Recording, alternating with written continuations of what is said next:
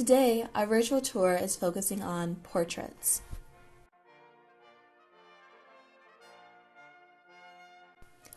And as you know, a portrait can be a painting, photograph, or an image of one or more people. It may be just the face, or it could include the whole body.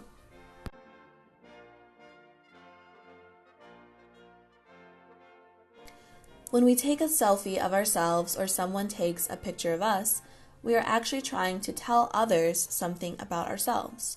It could be a picture of you with a ribbon you won at a science fair, or it could be a trophy you won at a sporting event. Each tells us something about us. It can say, we excel in science, or we are athletic. These are attributes about us. On our tour today, we will look at 4 portraits. See if you can find the attribute in each. The first painting we'll be looking at is Portrait of Charles Hackley by Edwin A. Turner. And what does this portrait say about Charles Hackley? Yes, he is old, but take a minute to look closely. What do you see? Notice how Mr. Hackley is dressed?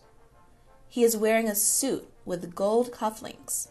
A gold watch chain hangs from the suit, and he is wearing a ring made of gold with a diamond. All of this tells us what about Mr. Hackley? Exactly right. He was wealthy. Are there clues as to how he made his money in this portrait?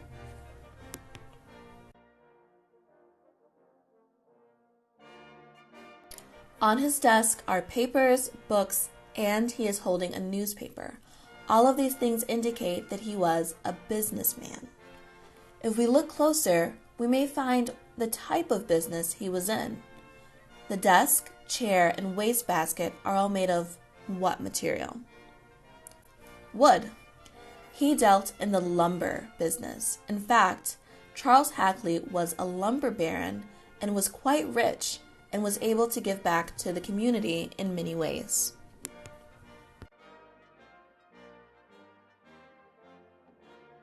Because of Charles Hackley, there is Hackley Park, Hackley Hospital, and the Hackley Library next door, and he even gave the library money to start the art museum that was once called the Hackley Art Gallery.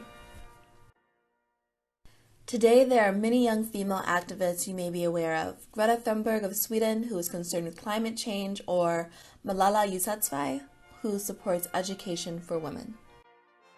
Yet, there has always been female activists such as Katharina van Bora. Do not let her innocent looks fool you. In her own time, she was a fugitive, a rebellious rock star. We think of a fugitive as a person fleeing from custody. In Katharina's case, with 10 other young girls, she escaped from a convent where she had spent 13 years of her life. She and the others did so by hiding in and amongst fish barrels. Think of the smell. After escaping, Katharina lives with an artist and his wife until she marries Martin Luther in 1525, who was a leader in the Protestant Reformation, which was the breaking away from the Catholic Church.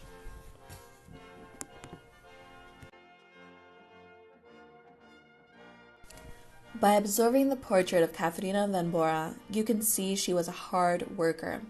Look at her hands. Notice the detail the artist uses in showing her hands and fingers.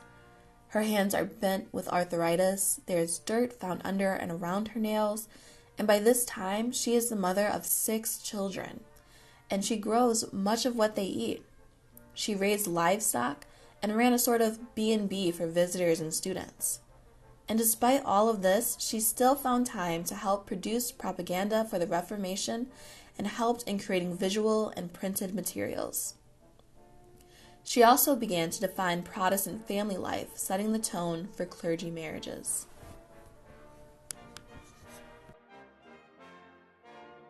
Our next work of art is entitled At Home and Abroad by Whitfield Lovell.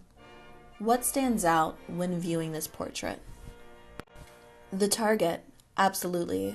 The red, white, and blue target in front of the soldiers. What do these colors usually represent? Patriotism, right? The target is in front of whom? And why there? 3 African Americans dressed in World War I Army uniforms? Look closer.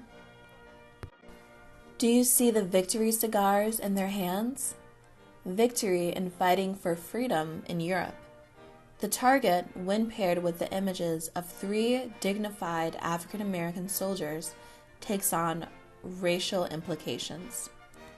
While joining the army to defend and fight for freedom abroad, Black soldiers were denied those human rights in a segregated society at home. A target in both places. The attribute shown here is bravery. Our final portrait today is a self-portrait by Michael Triegel entitled Self-Portrait. Clever name. As mentioned earlier, selfies are similar to self-portraits. We may want to show people something about ourselves others may not know. This piece is a little bit harder to interpret than others, but let's try. Take a few seconds and just look.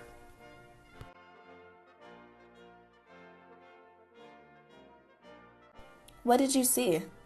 The floating paper crown above his head, the way he is dressed, maybe the background of the brick building and door, or is it the skull he is holding in his hand that drew your attention?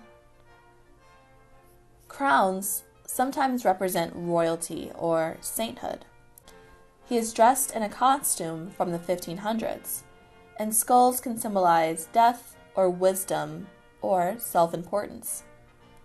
Knowing these things, what was Triegel trying to convey to us about himself? Think about it, and then go take a selfie. A self-portrait.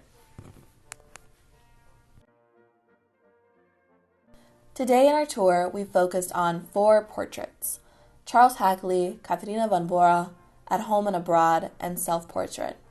In each, we were looking for and discovered attributes that helped us understand who these people were a little bit better.